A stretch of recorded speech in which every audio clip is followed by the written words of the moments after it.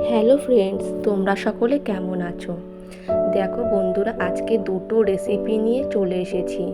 দেখতেই পাচ্ছ, মা কিনে এনেছে কাতলা মাছের তেল ও বাটা মাছ, সাথে আছে কচি কচি ঝিঙে।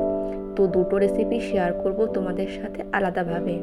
বন্ধুরা, প্রথমে কাতলা মাছের তেলটাকে ভালো করে ফ্রেশ করে বেছে নিতে হবে। তারপরে ঝিঙেগুলোকে ভালো করে দিয়ে লবণ, হলুদ, চিনি স্বাদ অনুসারে দিয়ে ভালো করে মশলা দিয়ে কষিয়ে কিন্তু প্রস্তুত হবে কাতলা মাছের তেল দিয়ে কচি ঝিঙের তরকারি। অপূর্ব স্বাদ বন্ধুরা, এটা হচ্ছে বাংলাদেশের একটি সুন্দর রেসিপি।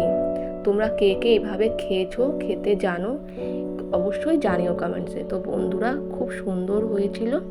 আমাদের কিন্তু নিমেষে এক থাল ভাত খাওয়া হয়েছে।